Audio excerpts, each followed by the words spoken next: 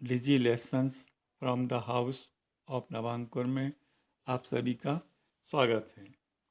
बच्चों, आज हम विषय सामाजिक विज्ञान के पाठ 31 यूरोप महाद्वीप आर्थिक स्वरूप भाग 1 के बारे में पढ़ेंगे।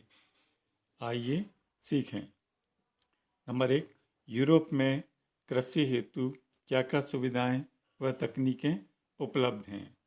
दूसरा है, यूरोप की प्रमुख फसलें कौन कौन सी हैं। तीसरा है, यूरोप में खनिजों का उत्पादन और उद्योगों का विकास किस प्रकार का है। नंबर 4, यूरोप में यातायात कितना विकसित हुआ है। नंबर 5, यूरोप वासियों का जनजीवन कैसा है। बच्चों, पिछले पाठ में तुम यूरोप महाद्वीप की विश्व में मध्यवर्ती स्थिति, धरातलीय संरचना और जलवायु के बारे में पढ़ चुके हो। अब हम यूरोप महाद्वीप की कृषि, खनिज, उद्योग धंधे और यातायात के बारे में पढ़ेंगे, जिनके कारण यूरोप के देश इतनी उन्नति और समृद्धि प्राप्त कर सके हैं। बच्चों, अब हम कृषि के बारे में जानेंगे। यूरोप के अनेक भागों में उपजाऊ समतल भूमि, अच्छी वर्षा और सिंचाई की सुविधा होने के कारण इस महाद्वीप में आधे से अधिक भाग में खेती की जाती है। यहाँ वैज्ञानिक तरीके से यंत्रों, रासायनिक खाद, सिंचाई और कुशल मनुष्य श्रम की सहायता से गहन और मिश्र खेती की जाती है। संसार के सबसे अच्छे कृषि फार्म यूरोप में ही हैं। यूरोप की 15% से अधिक जनसंख्या खेती के द्वारा ही अपनी रोजी रोटी कमाती है। यूरोप के देश अपने महाद्वीप की आवश्यकता से अधिक अन्न का उत्पादन भी कर लेते हैं। बच्चों, यूरोप के विभिन्न भागों में कृषि के उपजाऊपन और जलवायु की परिस्थितियों को देखते हुए यहाँ पर अलग अलग फसलें उगाई जाती हैं। गेहूँ यूरोप की प्रमुख फसल है, जो यूरोप के उत्तरी मैदान, रूस के यूक्रेन क्षेत्र, हंगरी के डेन्यूब नदी की घाटी, फ्रांस के पेरिस की घाटी और इटली के पो नदी की घाटी में पैदा की जाती है।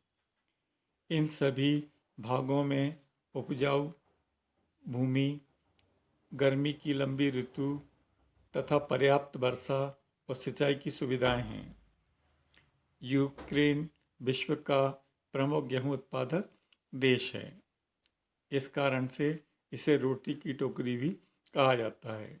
मध्य यूरोपीय तथा पूर्वी देशों जैसे जर्मनी, चेक गणराज्य, बेलारूस, पोलैंड, रूस, रोमानिया आदि में कम उपजाऊ भूमि है।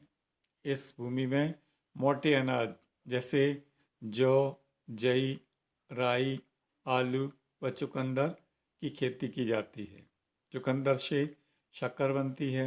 बेल्जियम और रूस में फ्लेक्स नामक रेशेदार फसल उगाई जाती है, जो जूट का सामान बनाने के काम आती है।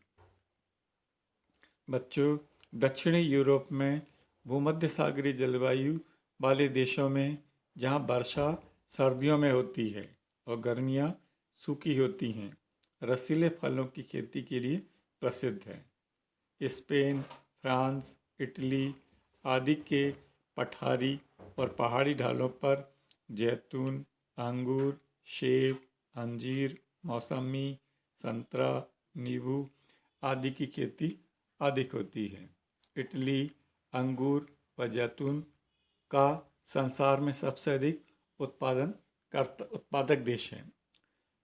बच्चों, बेल्जियम और नीदरलैंड में फूलों, सब्जियों और फलों की खेती अधिक होती है।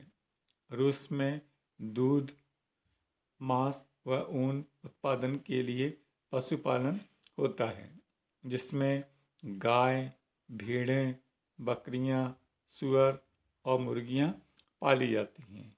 इनके अलावा उत्तरी पश्चिमी यूरोप की शीतल व आर्द्र जलवायु वाले देशों डेनमार्क, हॉलैंड तथा बेल्जियम में पशुपालन और दुग्ध उद्योग का बहुत अधिक विकास हुआ है।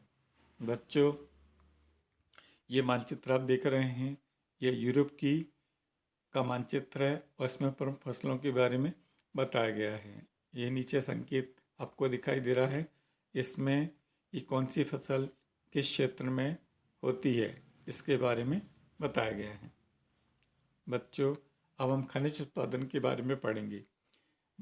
अधिक मात्रा में खनिज उत्पादन के कारण 19वीं शताब्दी के उत्तरार्ध से 20वीं शताब्दी के उत्तरार्ध तक यूरोपीय औद्योगिक विकास में विश्व में आगे रहा है। कोयला, लोहा, पेट्रोलियम और प्राकृतिक गैस यूरोप में पाए जाने वाले प्रमुख खनिज हैं जो उद्योगों के विकास के आधार हैं।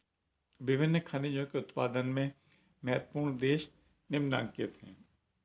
नंबर 1, कोयला, जर्मनी, पोलैंड, रूस, यूक्रेन, ब्रिटेन, चेक गणराज्य। दूसरा है कच्चा लोहा, रूस, स्वीडन, फ्रांस, ब्रिटेन, स्पेन, चेक गणराज्य। तीसरा है पेट्रोलियम, रूस, पोलैंड, यूनाइटेड किंगडम तथा रोमानिया। उपरोक्त खनिजों के अलावा यूरोप में मैग्नीज, गंधक, अभ्रक, सीसा, सोना, पोटास, तांबा, चूना पत्थर आदि का भी उत्पादन होता है।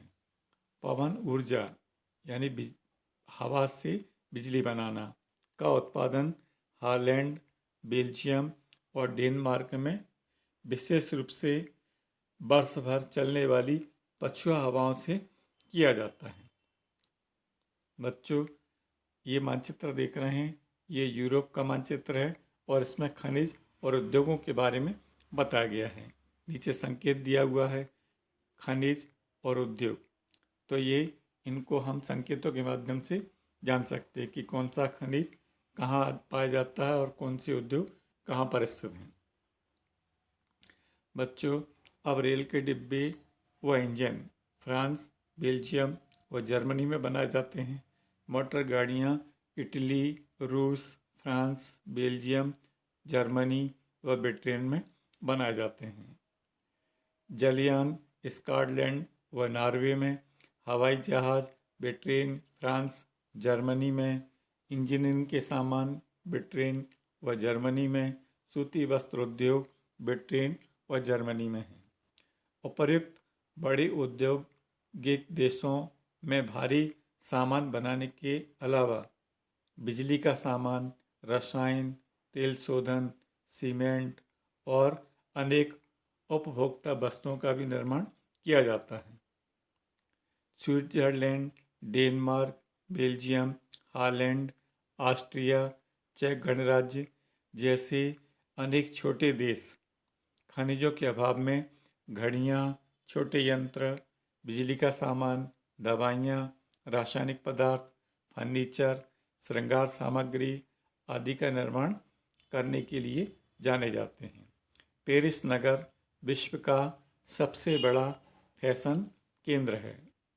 स्विट्जरलैंड घड़ियाँ बनाने के लिए संसार में प्रसिद्ध है। बच्चों, खनिजों पर आधारित उद्योगों के अलावा कृषि पर आधारित उद्योगों में गेहूं का आटा, बिस्कुट, डबल रोटी बनाना, चुकंदर से शक्कर बनाना, फलों से शराब व रस बनाना, ऊनी व रेशमी वस्त्र बनाना, दूध से मक्खन, पनीर व पाउडर बनाना और मांस को डिब्बों में बंद करना आदि महत्वपूर्ण उद्योग हैं। टेंगा प्रदेश के वनों में मुलायम लकड़ी वाले वृक्ष पाए जाते हैं। इस मुलायम लकड़ी से कागज़, कागज़ की लुगदी तथा कृत्रिम रेशा बनाने के उद्योग भी हैं। इस प्रकार यूरोप के लोगों ने अपने महाद्वीप में प्राप्त प्राकृतिक संसाधनों का पूरा उपयोग किया है। कुशल कारीगरों और नई मशीनों की सहायता से खूब औद्योगिक विकास किया है। यही कारण है कि यूरोप विकसित महाद्वीप है और इसके अधिकांश देश विकसित देशों की श्रेणी में आते हैं। यूरोप के सभी औद्योगिक देश अंतर्महाद्वीपीय व्यापार के अलावा अंतर्राष्ट्रीय व्यापार भी करते हैं और संसार के अनेक देशों को अपने निर्मित यानी तैयार माल का निर्यात करते हैं। यूरोप के सभी बड़े नगर व्यापार के प्रमुख केंद्र भी हैं। अब यातायात एवं परिवहन। बच्चों, यूरोप के औद्योगिक और व्यापारिक विकास में यातायात और परिवहन के साधनों की महत्वपूर्ण भूमिका है। सबसे पहले जलमार्ग। यहाँ कटे फटे समुद्र किनारे और नाव चलाने योग्य नदियों के कारण आंतरिक जलमार्गों का विकास हुआ है। जल यातायात सबसे सस्ता साधन है जो सभी समुद्र तटीय देशों में पाया जाता है। यूरोप से संसार के सभी महाद्वीपों के लिए जल मार्गों की सुविधा उपलब्ध है। अब दूसरा है थल मार्ग। वैसे तो रूस से लेकर ब्रिटेन तक और नॉर्वे से लेकर स्पेन तक पूरे यूरोप में रेल मार्गों और सड़क मार्गों का पर्याप्त विकास हुआ है, परंतु पश्चिमी यूरोप में पूर्वी यूरोप की अपेक्षा इनका अधिक विकास हुआ है, क्योंकि वहाँ उद्योगों की अधिकता के कारण इनका अधिक विकास हुआ है। सभी देशों के महत्वपूर्ण नगर रेल व सड़क मार्ग से आपस में जुड़े हुए हैं। अगला है वायु मार्ग। बच्चों, यूरोप के महत्वपूर्ण देशों की राजधानियाँ संसार के सभी अंतर्राष्ट्रीय हवाई अड्डों से जुड़ी हैं। महाद्वीप के सभी महत्वपूर्ण देशों में वायु मार्गों का आंतरिक विकास भी खूब हुआ है। बच्चों, अब हम मानव जीवन के बारे में जानेंगे। यूरोप में संसार की लगभग 13% से अधिक आबादी रहती है, जिसमें सबसे अधिक ईसाई धर्म के मानने वाले लोग हैं। यूरोप में लगभग 50 भाषाएं बोली जाती हैं। महाद्वीप के 90% लोग शिक्षित भी हैं। औद्योगिक विकास की अधिकता के कारण लोगों की आमदनी भी अधिक है, जिससे मानव जीवन खुशहाल है। यूरोप के अधिकांश देशों में भौतिक सुख सुविधाओं का विकास अधिक हुआ है। अधिकांश आबादी नगरों में रहती है। जनसंख्या घनत्व की दृष्टि से यूरोप में 3 प्रकार के क्षेत्र हैं। सबसे पहले घनी आबादी वाले क्षेत्र, तो यूरोप के पश्चिम और दक्षिणी औद्योगिक देशों में। दूसरा है सामान्य आबादी, टेंगा प्रदेश, रूस और पूर्वी पठारों में। अगला है कम आबादी, उत्तरी ठंडे टुंड्रा प्रदेश में कम आबादी पाई जाती है। इसी के साथ भाग 1 समाप्त हुआ। धन्यवाद।